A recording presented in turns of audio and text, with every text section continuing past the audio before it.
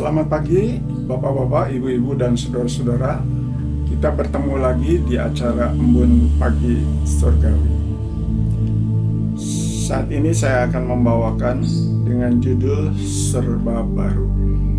Tetapi marilah kita akan bersama-sama berdoa minta pimpinan Roh Kudus. Terima kasih Tuhan Yesus atas kesempatan yang indah ini, anugerah-Mu yang terus-menerus bagi hamba-Mu. Saat ini urapilah hamba-Mu mau menyampaikan firman Tuhan, dan kiranya Engkau yang memimpin, menyempurnakan juga semua Bapak-bapak, Ibu-ibu, dan saudara-saudara yang sempat mendengarkan renungan pagi ini. Menjadi berkat. Terpujilah nama-Mu Tuhan. Dalam nama Yesus saya berdoa. Amin. Tanggal 23 pada hari Sabtu, ketika ada rombongan yang punya perhatian mengunjungi saya, yang dipimpin oleh Yuda dan Pak Cucun serta 5 siswa STTB,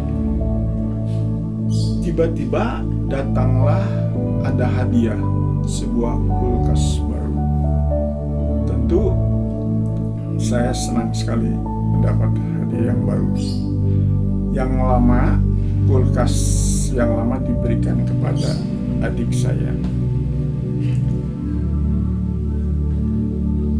Jadi berdua sudah senang, tetapi 2 hari kemudian 2 adik saya datang ke sini dan komplain karena kulkas yang diberikan itu ternyata berbau. Lalu kami bersetegang. Saya dengan istri, mereka berdua sama-sama punya argumen bahwa kulkas yang saya pakai itu masih layak dipakainya. Lalu akhirnya tiba-tiba Roh Kudus mengingatkan saya kepada seorang ahli kulkas, yaitu Bapak Timotius yang saya kenal waktu itu di Lampung, sekarang ada di Bandung. Lalu akhirnya tunggu dikirimlah utusannya, dan akhirnya setelah pergi ke sana legalah karena masalah itu bisa diselesaikan.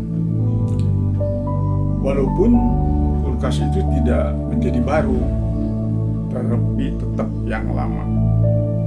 Tetapi kita bisa menikmati yang serba baru kalau kita kenal atau mengenal Yesus Kristus, bahkan mengakui dosa-dosa kita dan bertobat, serta percaya dan menerima Yesus sebagai juru selamat. Sehingga ada hal yang baru di dalam diri kita, seperti dalam 2 Korintus 5 ayat yang ke-17. Jadi siapa yang ada di dalam Kristus, ia adalah ciptaan baru. Yang lama sudah berlalu, sesungguhnya yang baru sudah datang. Jadi Yesus Kristus lebih dari ahli kulkas. Ahli kulkas tidak bisa membuat kulkas itu menjadi baru walaupun diservis. Tetapi Tuhan Yesus bisa membuat hidup kita menjadi baru, menjadi ciptaan baru, dan banyak yang serba baru, tujuan baru, juga karakter baru, pakaian baru dengan pakaian buah-buah roh, juga warga negara yang baru, yaitu warga negara surga.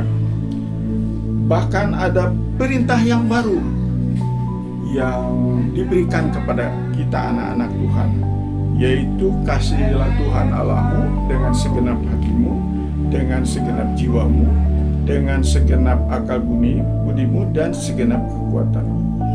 Dan juga kasihilah sesamamu seperti diri sendiri.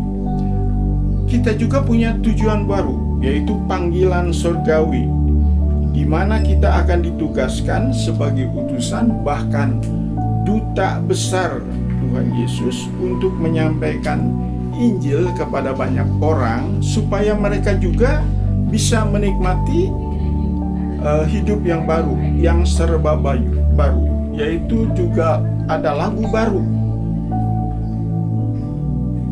hidup baru di dalam Yesus. Kita punya perjanjian baru yang menggenapi perjanjian lama, yaitu kalau diperas menjadi hukum kasih. Kalau jadi dua, ya yang pertama yaitu memperbaiki hubungan kita dengan Tuhan, yang kedua hubungan kita dengan sesama manusia. Jadi kita juga dijanjikan bahwa nanti ada langit baru, Yerusalem baru, tubuh yang baru, punya teman-teman yang baru, bahkan berlipat-lipat kali ganda. Itulah janji daripada Yesus Kristus. Sekarang kita, apa yang harus kita lakukan setelah kita menjadi orang yang baru? Yaitu kita baca di dalam Efesus 4. Efesus pasal yang keempat,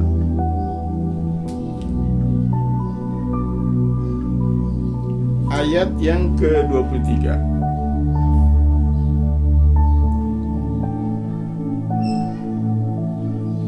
Supaya kamu dibaharui di dalam roh dan pikiranmu, dan mengenakan manusia baru yang telah diciptakan menurut kehendak Allah di dalam kebenaran dan kekudusan yang sesungguhnya. Karena itu buanglah dusta dan berkatalah benar seorang kepada yang lain, karena kita adalah sesama anggota. Jadi semua yang lama, hidup yang lama dibuang, diganti menjadi hidup baru, dan punya sahabat yang baru kemanapun kita pergi, yaitu Roh Kudus. Kiranya firman ini akan menjadi berkat bagi Bapak dan Ibu dan saudara-saudara sekalian. Amin.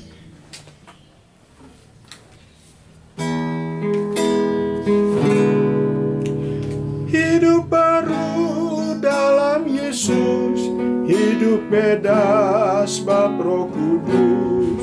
Dulu aku pemarah, sekarang aku ramah.